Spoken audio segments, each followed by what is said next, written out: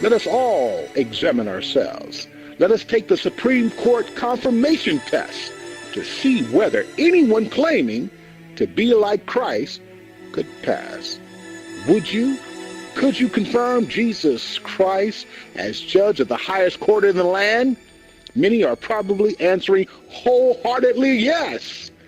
Sadly, in reality, based on the way multiple millions live their wretched lives, the answer is absolutely no.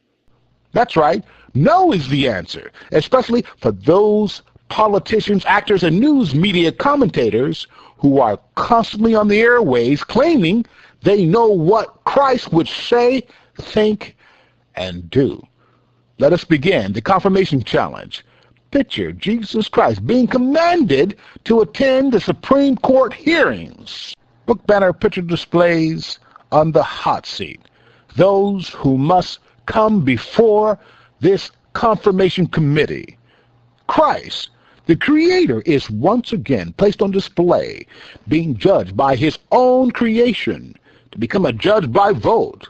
Imagine the Almighty Creator God being voted on by his very creation, whom have transformed themselves into a warped, ungodly people. Previous judgments, records, and past statements are commonly used for or against confirmation of judgeship. The entire biblical record is hereby used against the Almighty. Now, a panel of worldly elected officials and career politicians commence the questioning of Christ. Note to the reader, questions are asked by our imaginary American senator playing the role of a prominent government official. This pretend servant of the people is characterized as a disrespectful, arrogant senator, DAS. Also note, the reading of the Eternal's Word is done by our government employee, characterized as the God-fearing foreman, GFF.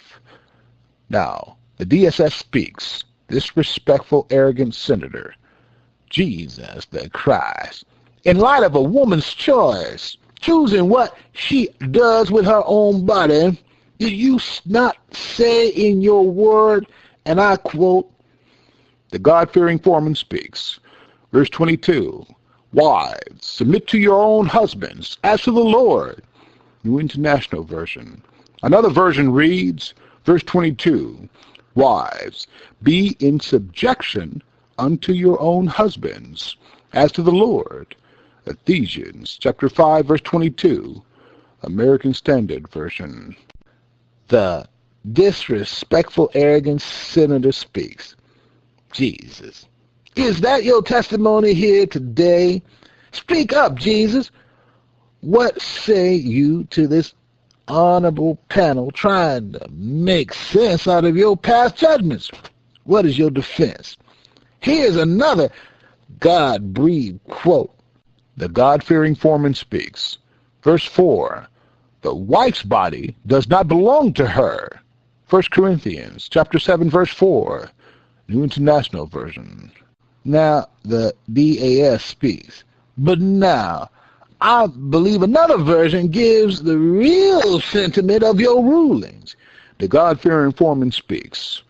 Verse 4, the wife does not have authority over her own body, but the husband does. 1 Corinthians chapter 7, verse 4, New King James Version.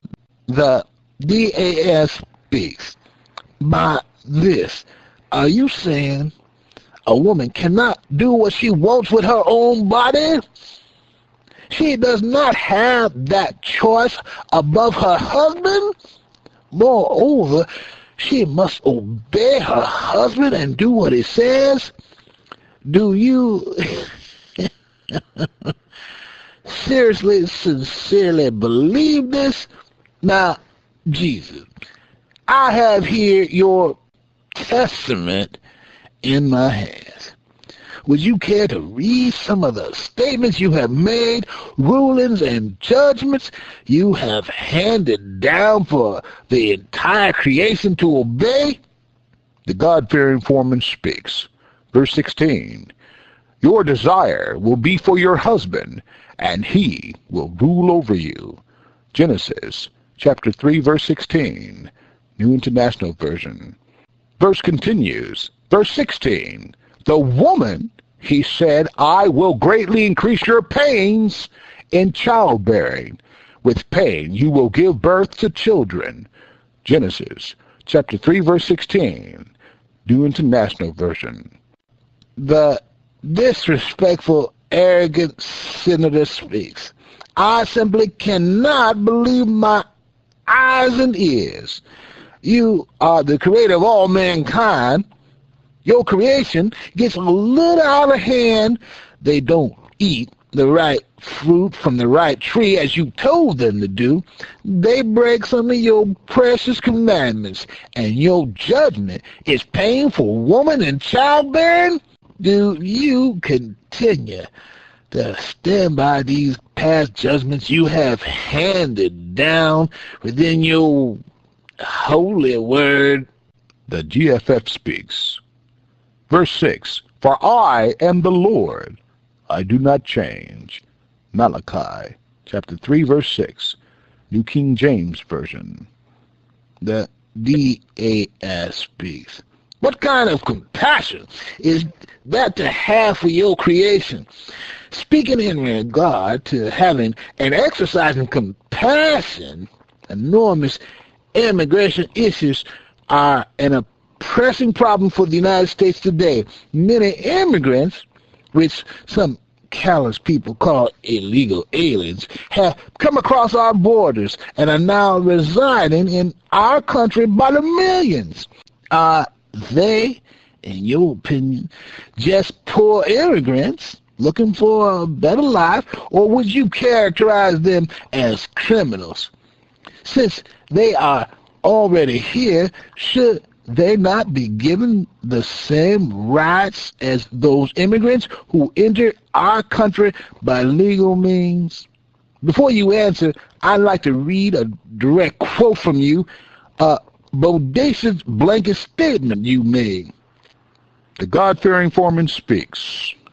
Verse 1, I tell you the truth, the man who does not enter by the sheep pen by the gate, but climbs in by some other way, is a thief and a robber. John chapter 10, verse 1, New International Version. Rest, meditate and reflect. 27 Salah. Think on this.